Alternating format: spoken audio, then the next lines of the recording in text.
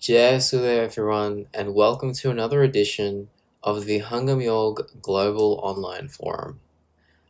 My name is Abhinav and I'm joining you from Sydney, and I'm super excited once again and very humbled to be bringing you all another edition of this wonderful online platform. Before anything, once again, I hope you're all keeping safe. We're still in a very interesting time, you could say, in our entire human history even. So I hope you're all keeping safe and taking care of one another. This week again, we're coming back to a super incredible conversation we've been very lucky to have with Sant Shri Naamdeo Maharaj on the topic that spirituality is not new. Last week, we were, amazed at the deep insight which he provided us on so many topics in a short 30-minute clip.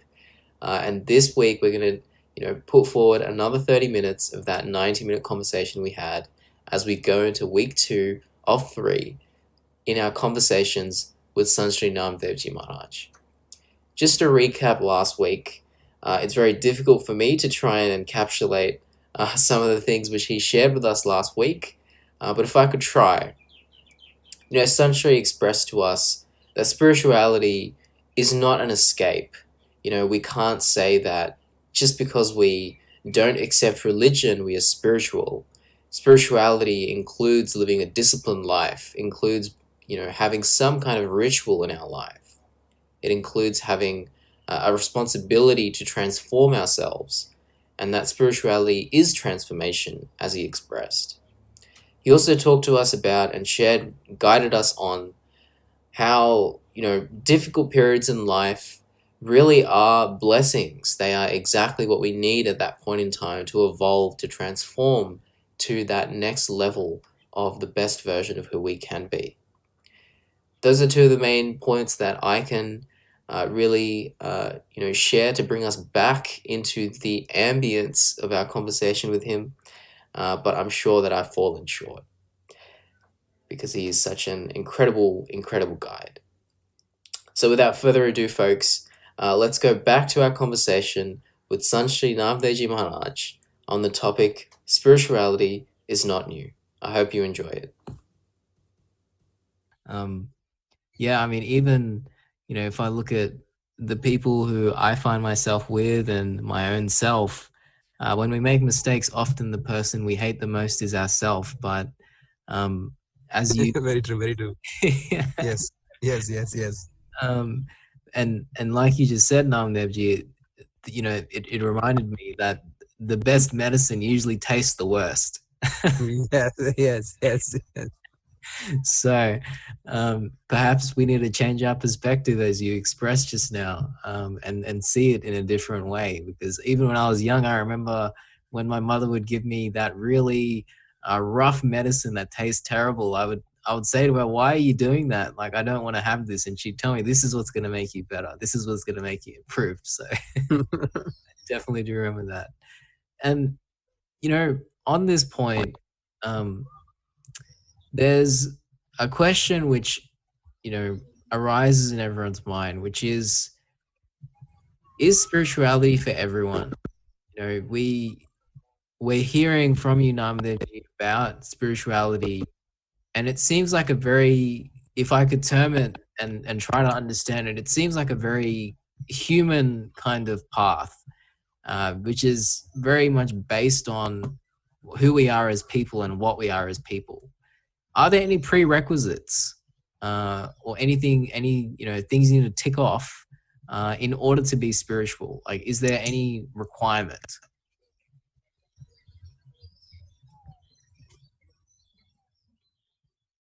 Yeah, first of all, we need to create a space, and that space is whatever it is and whoever I am and what I have done in my life, my flaws and my backdraws are very minimal to the of power of the universe and beyond, whether you can call it God or so don't give much importance to your flaws and drawbacks, and just forgive yourself, because what happens is at times there is an ego attached to our backdraws. There ego attached to what we have done wrong in our lives. Oh my God, I did this. Oh my God, such a mistake I made, such a bad thing I did. Oh my God, you make a huge deal out of it. You see, and that is also a form of ego or something like this. It creates kind of very thick layer, which is very difficult to penetrate through and go beyond it to, like, scale the wall. So don't create the wall of that badness or backdraws or deficiency of any kind or character, whatever it is. Don't make a big deal about that, because all your the biggest sin of yours is the minimalist to the power of divine. So don't think that you have made a greatest mistake of the world. Don't think that. Oh, I'm the biggest sinner of the world, because there you are trying to compete with someone else also. Because ego is so subtle that you want to win in the fight of badness. No, don't do that. That's not important at all. That's not needed. What is needed is just that the prerequisite, as you said, is to just forgive yourself. First of all, allow this space. There's nothing I have done. I'm like, it's not a grave as such. And just forgive yourself. Just forgive yourself. And if you really, truly forgive yourself, a path will be laid. And apologize if you want, if you feel like apologizing to the world or something like that, you can do that as well. But at least just awareness is the good enough. I think the awareness of who you are and what you have done, and that acceptance and the awareness is the key. That is the only prerequisite thing. That's all. You don't have to become this or that. You don't have to become XYZ. The moment you decide this is who you are, of course, you cannot go and verbally abuse people and say, oh, I accept myself the way I am and do not want to improve it. And you can't do that. But what is important here is don't become a social awkward person it's very important that that you allow the grace to take place in your life, because the grace is like a grease of the wheel. Grace is like very subtle. It's like water. So it's very important that you forgive yourself. It's very important to forgive. People don't want to forgive themselves, and because they hold on to their bad deeds of the past, which is not the truth. So once once they are brought into the light of awareness, so they don't make a huge deal about their own mistakes and misdeeds of the past, and everything comes as the teacher. Everything comes along as something that must have happened in order to take us to a higher level. So once you are in that zone, everything starts making sense. Even your bad deeds start making sense to you. So that's very important. That's why being spiritual is all about that. That even the things which happened in a way that was not so positive, but it had a meaning for you. It was needed at that point in time for you to, kind of chisel you, to change you, to orient you in that bad way or whatever, so that there could be a number of things could be exposed to you. So that exposure is very important. So at times the bad deeds of yours, in fact, is all come of exposing your own self, So it's very important that you accept. Again, it boils down to the same thing. Accept and forgive yourself. I think if you forgive yourself and then accept yourself and decide to walk the path, don't make very big deal about it, your own misdeeds, and then Just dedicate yourself to one direction. Put your energy, which will help you elevate your vibration. Try doing that. That's the only requisite is required, nothing else. And but I would rather say that it is not possible for any one of us to, or all of us, to be able to take control of our own lives. If it was so easy, then we would not be seeking help from anyone. Why, why do we need a guru? So in this case, because I had a guru, I have a guru, so that paved my path. Because there were so many things which I thought, oh, how could that happen? How could that happen? And but all of them had a message to carry. All of them had to happen in that specific way only in order to help me elevate to a high different level. At the time, I could not realize where I was going, but you may have to, give all the power to your master, so that you don't know where you are going. You are passing through a tunnel. You have just passed 20% of the tunnel. And of course, you will be totally bewildered if you are passing through that. So you cannot make judgment. So maybe there and then you need to allow the master to work through you. So if there is a guru or there is some higher power that can work for you, that is the best thing. That is the best thing. But yeah, you have to be disciplined. You have to allow that power to work in that way, so that you can be led, you can be directed in the best possible manner for your self-improvement. Gee, gee. And it seems like the master is a very central, let's say, character, or a very central force which guides us through this journey of self-improvement. How do we identify who we should consider our master?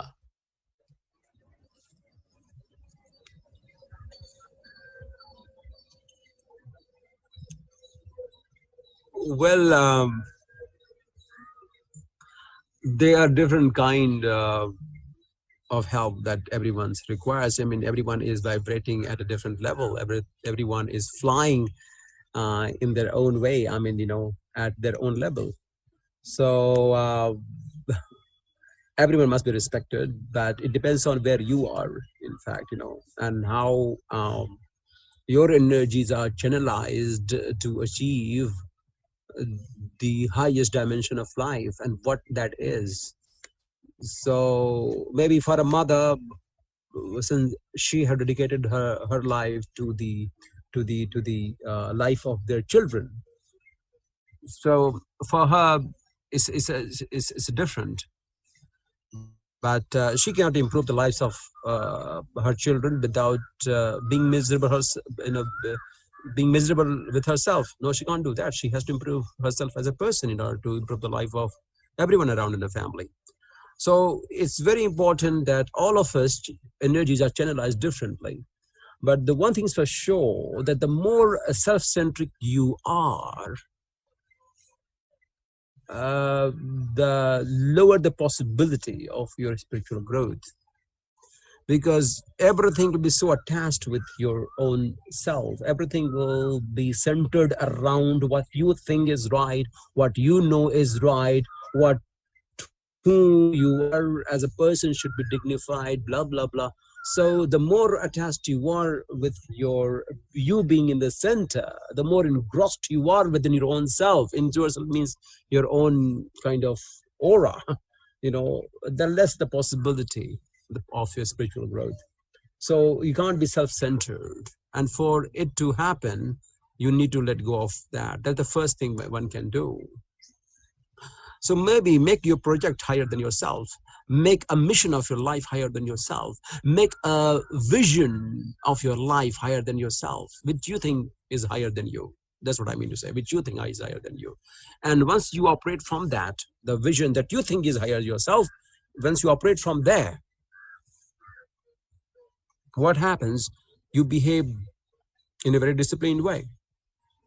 Suppose that if I let's say I work for X company, you also work for X company, all right? And we are working together, and you know that there are a few matters which concerns both of us, but we don't like being with each other.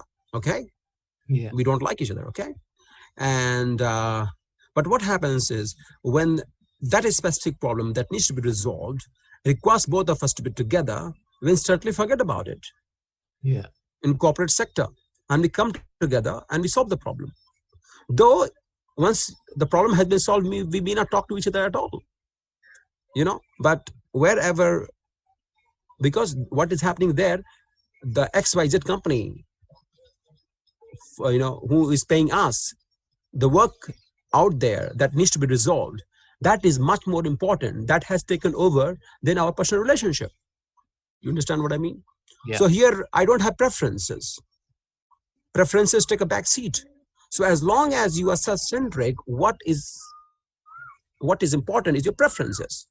And as long as you have a hell lot of preferences, then I don't think any spiritual path can be paved. Because you have a hell lot of do's and don'ts, you like and dislikes are so many, your list is huge. I'm sorry, it's not going to work. So that's how there's a law of this universe, there's a law of spirituality.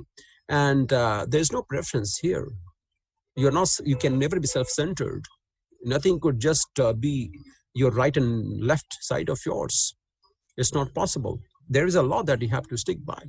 So in the same way, just like in this case where resolving the matter of a company becomes important, then the relationship, in the same way, in the same law, the same law says that there's no preferences of yours. You have to align with some laws. So that's very important. So it's not that it's being spiritual, it has no laws, you can be spiritual. No. You know that, as it has been explained already. But it is all about, in fact, becoming a greater version of yourself at the end of the day. Gee. So, yeah. Gee. And you raised a point there about not being self-centered. The question which comes to my mind is, I often hear this argument in popular discourse, which is, if you become too selfless, then people can walk all over you. If you just start saying yes to everyone because you're not thinking about yourself, then people start taking advantage of you and bad things start to happen. What should we do in that case? And how should we think about this as spiritual seekers?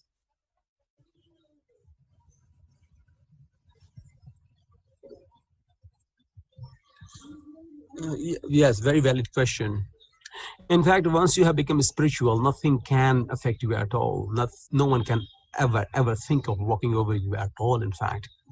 Because even if you are put in hell, you will be in a bliss, because you have transformed yourself in such a way that even if you are put into the cage, you will feel the freedom out there. And even if other way around, even if you are free in the world, you are shackled with the memory of your pleasure and like and dislike and preferences. You are big time in a cage. So yeah, what happens? Well, in this case,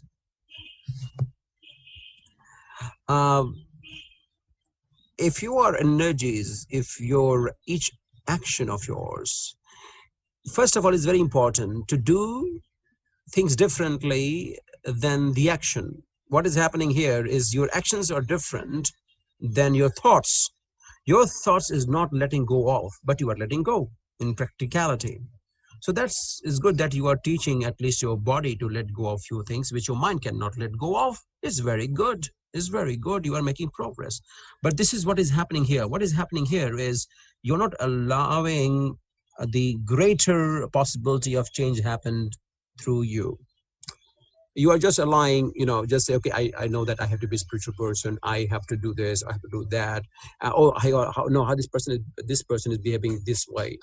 Still, the calculation is on in your mind. It's just that outside, a very outer surface, you are trying to make some changes, which is very positive, which is very, very positive. You shall do that, and you should continue to do that. But unless you are aligned with the stream of divine power, with that higher possibility. Once you are operate from there, and once you are aligned with that, no one can walk over you, and not at all. Everything will be filtered before it comes to you, as simple as that. If it comes to you, it means there is some lessons to be taught. That is it. I mean, that's the spiritual law says, that nothing can walk all over you, never ever. Because everything filters through before it comes to you. Everything gets transmuted with your energy, and nothing can affect you. If something comes up so prominently that it disturbs you and throw you off the balance, it means that there is something that you need to work upon. So the only way to do that, if you think that no, you become selfless, people will walk over you and all that, yeah, intellectually it can be said that people can take advantage of you, but as we rightly say almost all the time, that any problem surfacing on a specific platform cannot be resolved using the same platform. So what is happening here? A person who is taking advantage of you being selfless is not the person orientation, but the very orientation of you that is proving itself that you are working on the same platform as he is. It's just that your thought process may be much more refined, but at the end of the day, you are also on the same page as him, because you are also being very calculative, that I'm being very generous, and this person is taking advantage of me, he's trying to walk over me. So as long as this thought process exists, of course you are not a spiritual.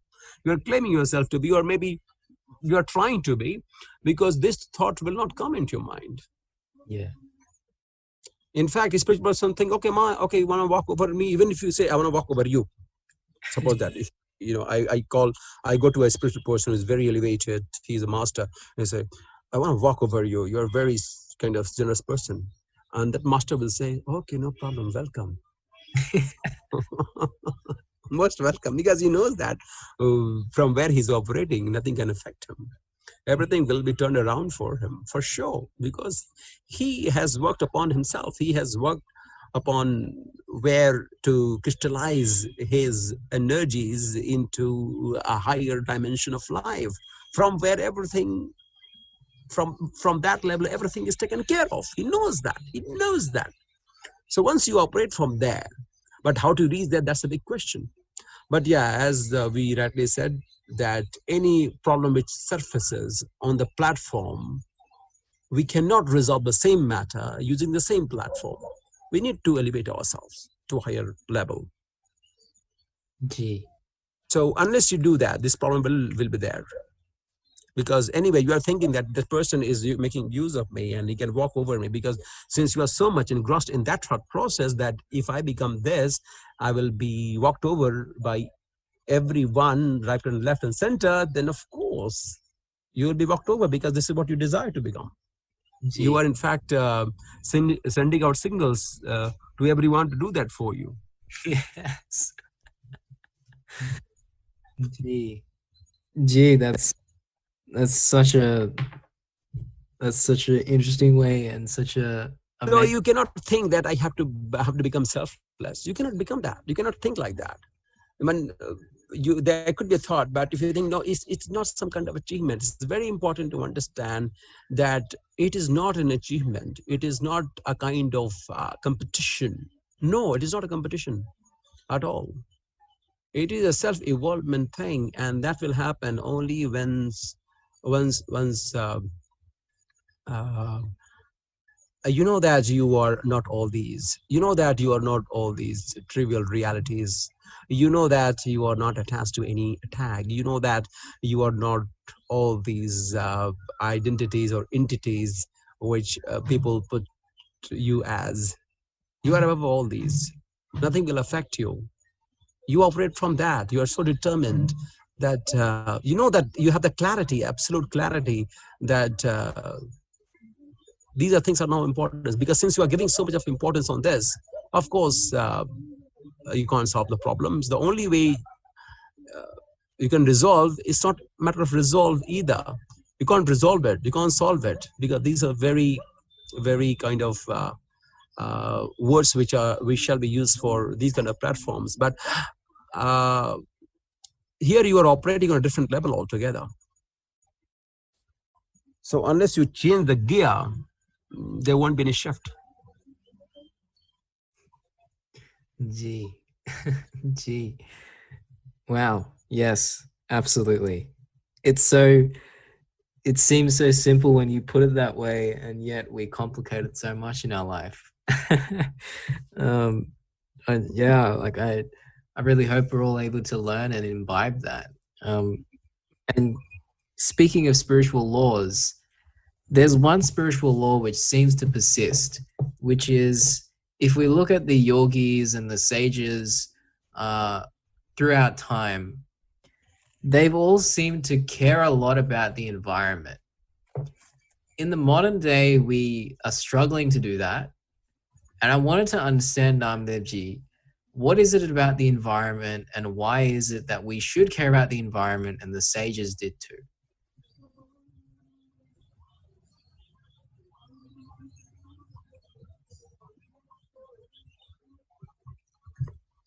Yes, well, we cannot, you know,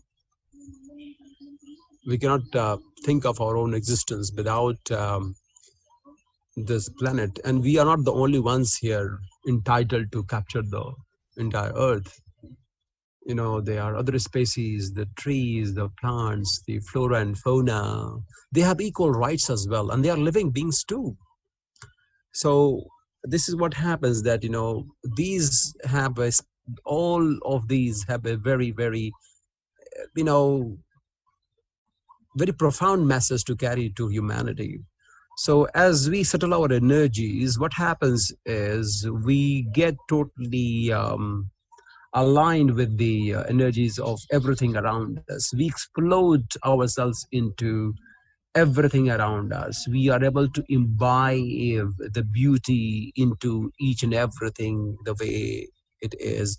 We are able to reflect the greatness, and that reflection of greatness, you know, resides with all of us and gets manifested through the environment. So environment becomes, it's not kind of thing that we have to do it. I mean, we cannot do without it. That's the whole thing. It's not that we have to take care of it. I mean, if this environment were to left to its own devices, it would be the most beautiful, spectacular view of the world for us to see.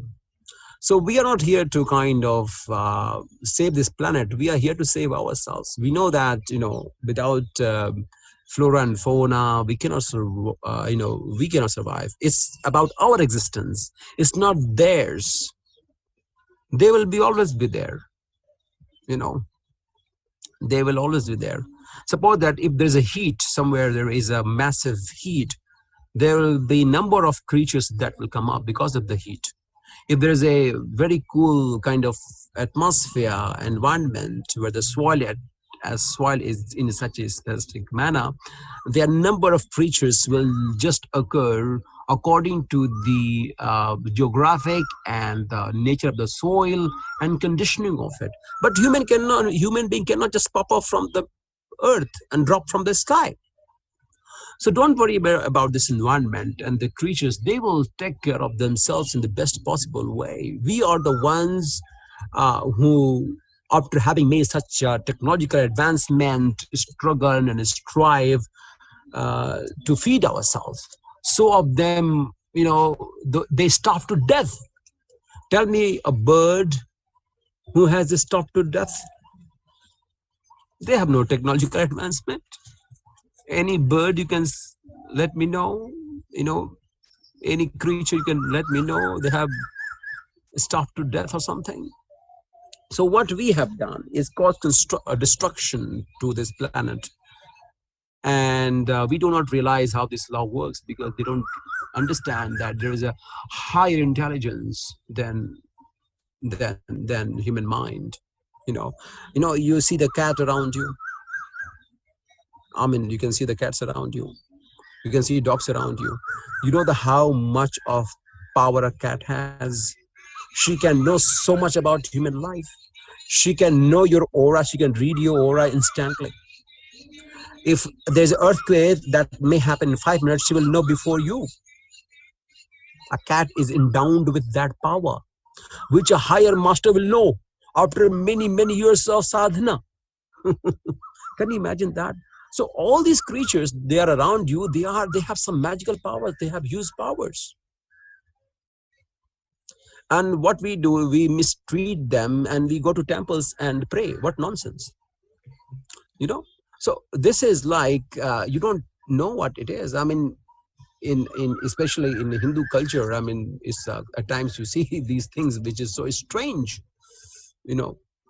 so you have to, you kind of worship someone, or you make a statue out of it, but the one that gives you oxygen 24 hours, 7 days a week, who takes away your pollutants, which you pollute in the world, they take all the carbon dioxide gas, and they give you oxygen. That is not worship. That is being cut.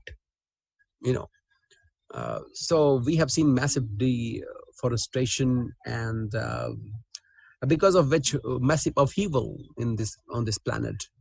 So it is very important that it's just that all the spiritual masters or great masters whose energies have become so subtle that it becomes one with the nature. So they know that how important it is. They become one with everything. That's why don't have fear. They can walk with the most endangered species. They can talk and walk with everyone because they have become one with everything, and everyone has become one with them, with the master. That's the beauty. Can you imagine this level of this height of? I mean, don't have words for that. This height of knowledge, this height of state of being. And that state of being is like you being with everyone in the world, and everyone in this universe being with you. You see? So all the masters can reach to that level. I mean, all of us can reach to that level where we are one with everything. Our body is made of the same elements as this tree. All the trees are made of. Look around your house right now. Tell me one thing which has not been taken from this earth. Even the laptop of yours, everything has come from this earth. Your mobile phone, whatever it is around you, the very cup where you drink your coffee or tea, the very food that you eat, everything, whatever it is, it has come from the Mother Earth. It has gone through a process and has been presented to you the way it has. But everything, including this body of yours, everything has come from this Mother Earth. So that's why it's very important that once we reach that stage, that it is not segregated. What is happening right now is you think dissociated yourself from what is there. That's why you do what you do, you see. But once you know that it is part of who you are integral part of who you are, like they are integral part of your life. You cannot be without them. So once you know that, there is a higher awakening. So that's why it is very important for all of us to plant as many trees as possible, so that there is a more need for oxygen. That under this pandemic, these problems happen because of people's lifestyle, because you don't have immunity. So because people have resorted to plastic food, so it's very important to have organic food, which our sages used to have, and plenty of oxygen. Nothing will affect us, I'm telling you. So this pandemic has come out revealing itself how vulnerable we are, how susceptible we are to these kind of diseases, because our immunity level has gone down because of the plastic food that we are having, and the less of oxygen. So we need to plant more and more trees. That's why in India, the trees used to be worshipped. Now people used to say, oh, these are so kind of, outdated or primitive kind of thought process. Look at that. Now we need to plant more and more trees. So I think it is the need of the hour for everyone to awaken and to know how important how important it is to take care of ourselves, not to take care of environment, but we won't survive without these cohabitants of ours be in where they are entitled to be, and so that's very important that we give them this space. Gee, a wider consciousness, allows us to connect with everything. It sounds like such a far away, concept, but it's so important and something that we should all strive for, most definitely, especially in this very difficult time for the environment and for ourselves. So, folks, that's all we have time for this week. I'm sure that just like me, you're all willing, really keen to hear more of this conversation. I know that when I had the privilege of, taking Sant Shri Naamdeo Maharaj's time to record this conversation, I felt very humbled, and at so many points, I felt like I had to really sit down and think about so many of the things which he was sharing his insights on, his wisdom on, before I could even continue. This week we heard so many incredible things once again, and I can't even find myself being capable of pulling out one thing which we can take for the next week, because all of it is just so valuable for all of us. What I would urge you all is to find the one thing which really resonated with you. And, as Sant Shri always says, we have to remember that this path is about transformation. And I would humbly say that, everything which we heard this week, if we reflect on it, if we think about it, if we find that thing which resonates with us, we will definitely be able to embark on this quest of transformation. So with that, let's reconvene next week. I'll leave you all to reflect on that one thing which resonates with all of you the most. And let's come back next week. And let's come back next week for the last part in our 3-part series with Sant Shri Naamdeo Maharaj on the topic, Spirituality is Not New. Jai Sudev, and please do take care.